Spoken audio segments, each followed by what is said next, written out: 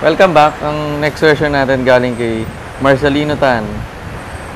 Ang tanong niya, paano po ma-increase ang leadership level na isang distributor?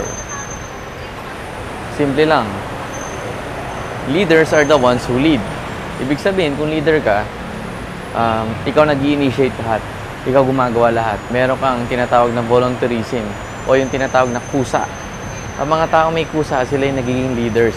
And yung mga taong walang kusa, sumusunod sila dun sa mga leader.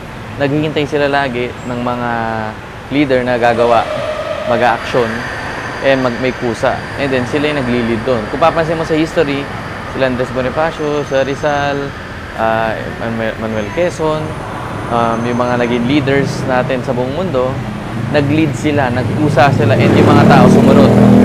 So, kung gusto mo tumaas ang leadership level mo, ang pinaka-basic lang, dapat magkusa ka. Yung simpleng pagkusa na linisin mo yung kwarto mo, linisin mo yung bahay mo, ayusin mo yung sarili mo, magkusa ka na mag-attend ng training, magkusa ka na mag-OPP, magkusa ka na, alam mo yun, mag-prospect, mag-invite, na hindi mo na hinihintay pa yung upline mo para sabihin sa'yo to. So, being a good leader is just meron ka sariling kusa. Leading by example ka. Ikaw nauuna, 'di ba? Hindi ikaw yung sumusunod lang. Okay? Baka sabihin mo na, hindi na ako susunod sa upline ko. Hindi naman ganoon. Of course, syempre, kapag sumunod ka sa upline mo, part lang naman ng business natin na sumusunod ka. Part lang din 'yun na nagpa-follow ka sa mga leaders. Okay? Pero ibig sabihin, kung ikaw yung personal leadership mo, kung gusto mo mag-increase, mag-volunteer ka. Kung mapansin mo yung mga naging presidents nung high school tayo, elementary, usually sila yung nagpo-volunteer, sila yung gustong tumulong, sila yung gustong laging makialam, may responsibility sila, ganun.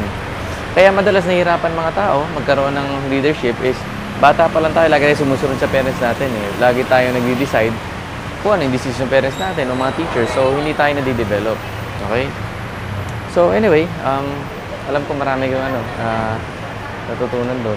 And basically, ang pinaka-message ko lang doon is lead by example. Magkaroon ka ng kusa. So that's about it. This is Marco Malyari, Beyond Networking. Bye-bye!